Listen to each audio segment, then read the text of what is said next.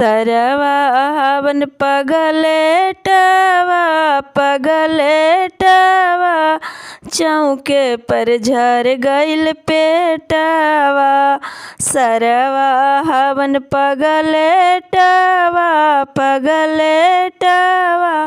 चौके पर झर गइल पेटवा।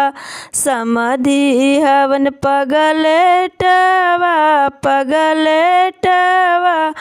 चौके पर झर गइल पेटवा। अगुआ हवन पगलेटवा चौके पर झर गइल पेटवा। केतनो खियाई टबलेटवा ठीक नहीं होखे उनकर पेटवा।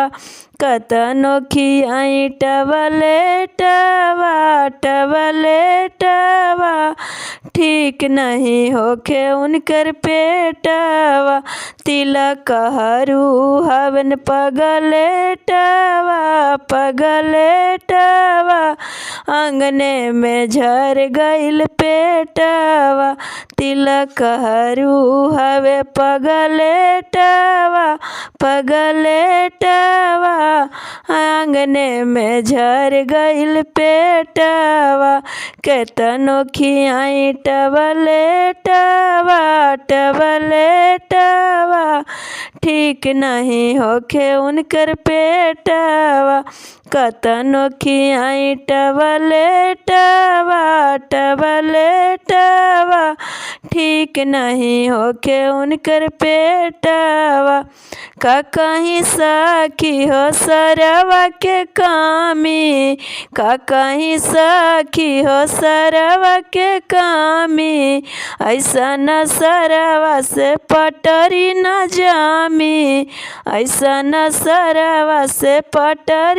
जामी ई तो अंगना में आके नवटंकी कैले बा। ई तो चौके पर आके नवटंकी कैले बा। सरवा पनीर खा के पैंट में टट्टी कैले बा।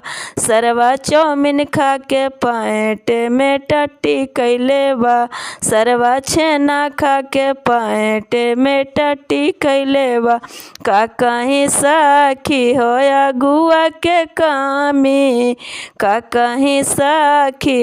अगुआ के कामी ऐसा नया अगुआ से पटरी न जामी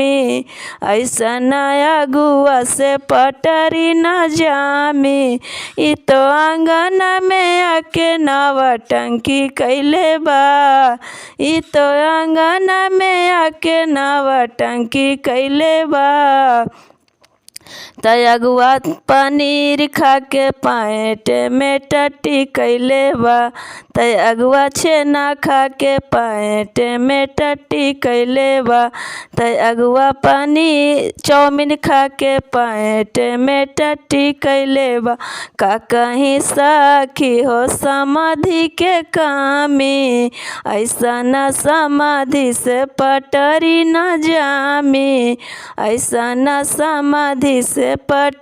न जामी ई तो मड़वा में आके नवटंकी कैले बा। ई तो चौका पर आके नवटंकी कैले बा। ई तो छोला खा के पैंट में टट्टी कैले बा।